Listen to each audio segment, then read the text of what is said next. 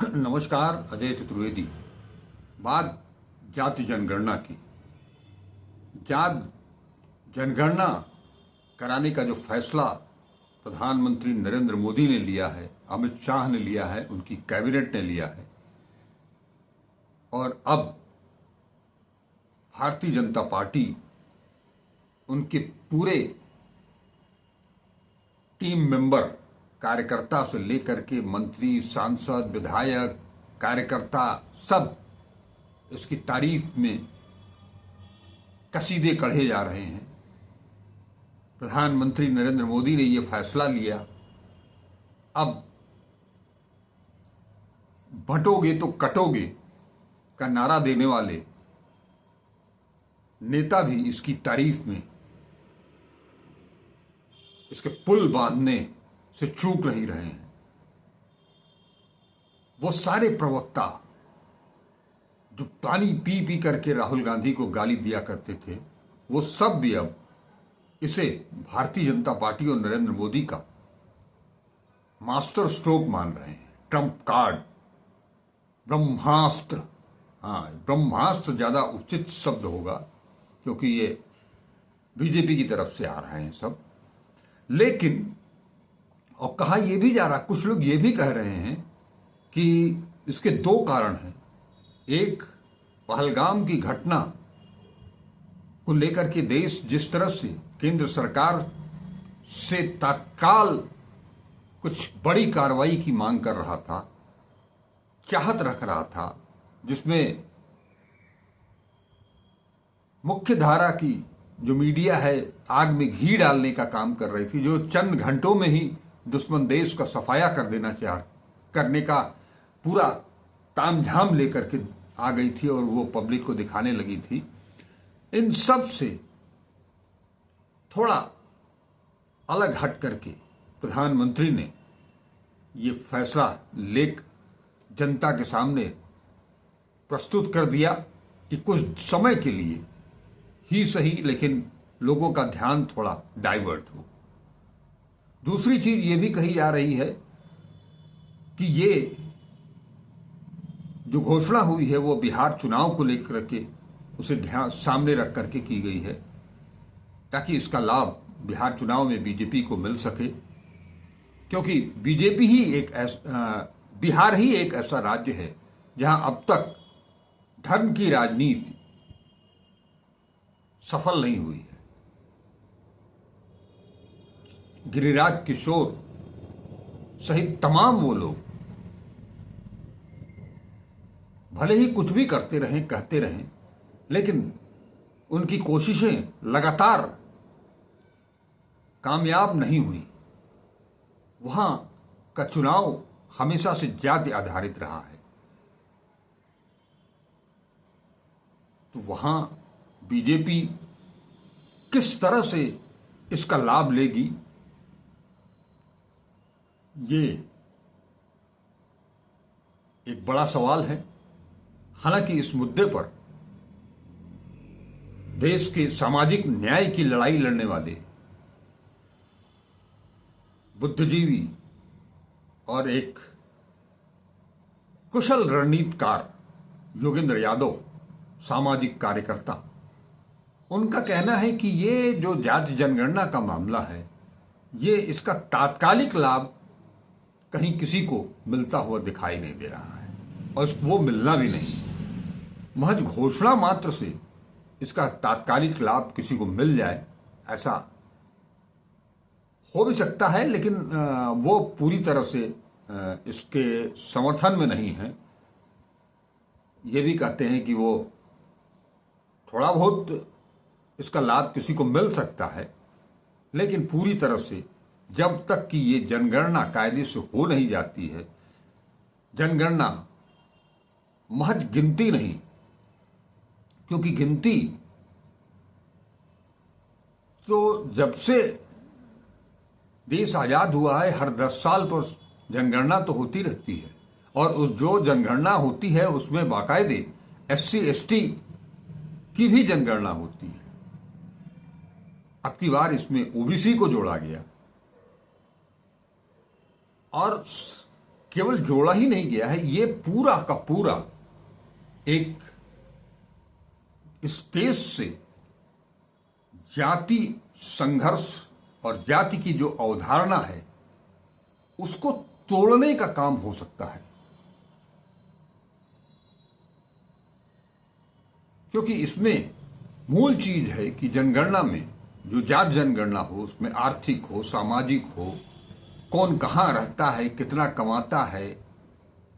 अगर शिक्षा की ही बात लेंगे तो कौन कितना पढ़ रहा है, कौन आईआईटी कर रहा है, कौन एमबीबीएस कर रहा है, इसकी भी जानकारी होनी चाहिए जो अब तक नहीं होती थी। अगर आप नौकरी करते हैं तो उसका भी पता लगना चाहिए कि आप कहीं परिचारक हैं या आईएएस अफसर हैं। इन दोनों में भी अंतर है। तो ये एक समुच्च जानकारी जो होगी, जिसे वास्तव में कहा जाए कि एमआरआई जो होगा शरीर का, उससे वो सारी चीजें निकले। और ये जनगणना जिसमें कि अब जाति जनगणना को भी जोड़ा गया, उसका मकसद ही यही है कि देश की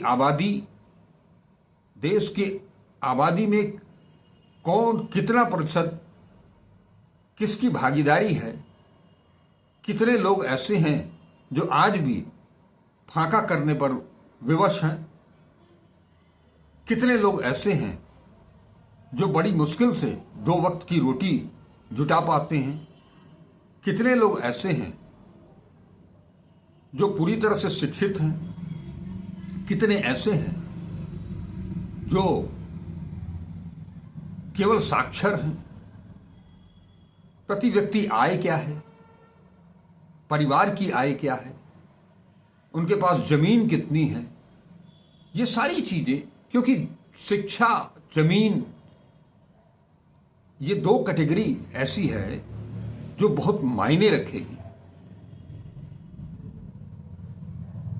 इसी परिप्रेक्ष्य में इसको देखा जाना चाहिए। और जो समुच्चय निकल करके आएगा, जो मैं बताना चाह रहा था कि ये गणना इसीलिए कराई ही जाती है कि देश में रहने वाले हर नागरिक के बारे में सरकार को ये जानकारी हो कि उसकी क्या हालत है, और उसके बाद उसके अनुसार, इस गणना के अनुसार योजनाएं बनाई जाएं ताकि जो वंचित तबका है वो उसे भी, उसका भी स्तर उठाया जा सके, समाज की मुख्य धारा से जोड़ा जा सके, उसका भी स्तरोन्नयन हो। लेकिन इस समय चारों तरफ होड़ लगी हुई है। Bharatiya Janata party U turn लेते हुए इसका श्रेय लेने के लिए तैयार है, आपाधापी में है। हर कोई मोदी मोदी मोदी ने ये कर दिया, मोदी ने ये कर दिया। अखिलेश यादव, तेजस्वी यादव, ऐसी तमाम पार्टियां हैं, समाजवादी पार्टी और राजद जैसी, और उसमें जेडीयू को मत भूलिए, क्योंकि सबसे पहले बिहार में जाति सर्वेक्षण का काम नीतीश कुमार के कार्यकाल में ही हुआ। वो किसके दबाव में हुआ, कैसे हुआ, ये अलग बात है, लेकिन हुआ, जिसे आज राहुल गांधी फेक सर्वे कहते हैं। उसकी एक कहानी आपको बता दूं।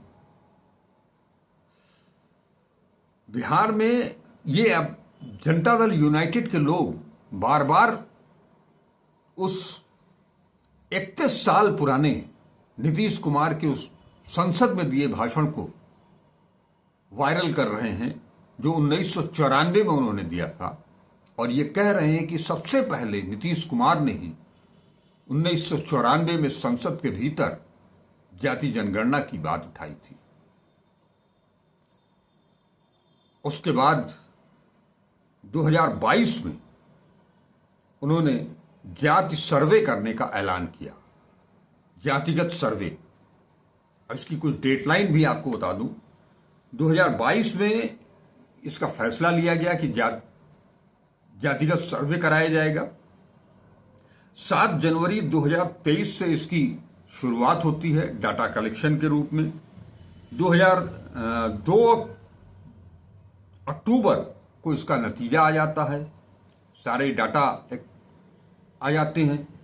7 नवंबर को इसे सदन विधानसभा के पटल पर रखा जाता है।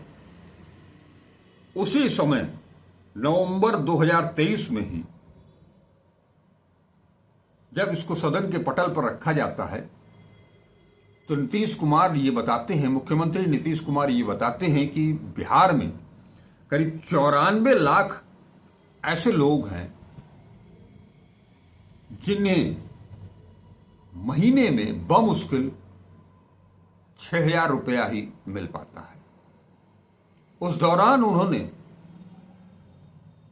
इन 94 लाख की आबादी के लिए ये तय किया कि जब तक इनका स्तरोन्नयन नहीं आता है, जब तक ये किसी अच्छे कामकाज में नहीं लग जाते हैं, समाज की मुख्य धारा से नहीं जुड़ जाते हैं, तब तक इन्हें प्रति व्यक्ति, प्रति परिवार 2 लाख रुपया दिया जाएगा। लेकिन होता क्या है, घोषणा तो हो गई, अब 2023-24 की योजना बनाते समय ही सरकार ने, नीतीश सरकार ने बिहार लघु उद्यमी योजना लागू की, जिसके तहत 61 तरह के काम उसमें शामिल किए गए और ये तय किया गया कि सबको इस योजना में शामिल करते हुए 2 लाख रुपए दिए जाएंगे प्रति परिवार। लेकिन पहले साल 23-24 में 50,000 लोगों को इस योजना में शामिल किया गया। इस योजना में 50,000 लोगों को इसमें शामिल किया गया।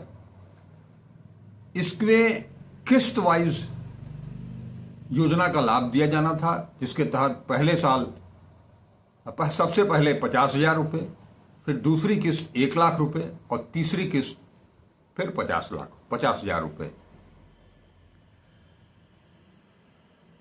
23-24 में 50,000, फिर 24-25 में भी 50,000 लोगों को योजना का लाभ मिला, यानी 50-50 1,000, 1 लाख। बाकी बचे 93 लाख लोग। 93 लाख लोगों को अभी तक इस योजना का लाभ नहीं मिल पाया।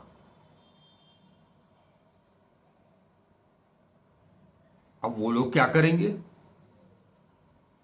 क्योंकि इतना जो रफ्तार है नीतीश सरकार की इन अति गरीब लोगों को थोड़ा उनका आर्थिक स्तर ऊपर ले आने की, सामाजिक स्तर ऊपर ले आने की, तो ऐसी कच्छप गति से अगर चलते रहे तब तो लगभग 200 साल लग जाएंगे। 200 साल। और ये जो गणित है, ये गणित बीजेपी को अब परेशान कर रही है। ये चीजें छन करके आ गई हैं और इसे बिहार में बड़ी तेजी से वायरल किया जा रहा है, क्योंकि बिहार में चुनाव तो एनडीए ही लड़ेगी। मुख्यमंत्री का चेहरा नीतीश कुमार होंगे कि नहीं होंगे, ये अब तक फैसला है नहीं। एनडीए की तरफ से, भारतीय जनता पार्टी की तरफ से यही कहा जा रहा है कि इस बार भी बिहार में मुख्यमंत्री का चेहरा नहीं होगा, नरेंद्र मोदी का ही चेहरा होगा और उसी पर चुनाव लड़ा जाएगा। इन आंकड़ों के जो मैंने अभी बताया आपको, इन आंकड़ों के लिहाज से ये जाति जनगणना का जो, जिसे मास्टर स्ट्रोक बीजेपी के लिए बताया जा रहा है, कम से कम बिहार में ये सफल होता एनडीए के लिए तो नहीं दिखाई दे रहा है। और एक चीज जो मैंने आपको बताया था कि इसको 3 किस्तों में दिया जाना था, तो जिन 1 लाख लोगों को योजना में शामिल किया गया, पहली किस्त तो दी गई, दूसरी और तीसरी किस्त का क्या हुआ ये अब तक किसी को पता नहीं। लिहाजा अब प्रशांत किशोर वो 11 मई से उन्होंने घोषणा की है कि वो इस सच का पता लगाएंगे और इसकी शुरुआत कल्याण बिगहा से होगी, जो मुख्यमंत्री नीतीश कुमार का गांव है। वहीं से पता चलेगा, शुरुआत वहीं से होगी, ताकि ये पता चल सके कि ये जो सर्वे कराया गया और ये जो योजना लागू की गई उसका लाभ कितने लोगों को मिला। जिन्हें मिला उन्हें पूरा मिला या आधा अधूरा मिला। कहीं ऐसा ये भी वो जुमला तो नहीं है कि 15 लाख रुपए हर किसी के खाते में पहुंच जाएंगे। प्रशांत किशोर तो थे ही, वहीं तेजस्वी यादव जो बिहार के मुख्यमंत्री पद के दावेदार हैं, महागठबंधन के नेता हैं, उन्होंने प्रधानमंत्री को पत्र भेज दिया है और उन्होंने जो मांगे रखी हैं उसके तहत उन्होंने निजी क्षेत्र, ठेका, न्यायपालिका, आनुपातिक आरक्षण लागू करने की मांग कर दी है। यानी कि निजी क्षेत्र में भी आरक्षण हो, ठेकों में भी आरक्षण हो, न्यायपालिका में भी आरक्षण हो और आनुपातिक आरक्षण भी लागू किया जाए।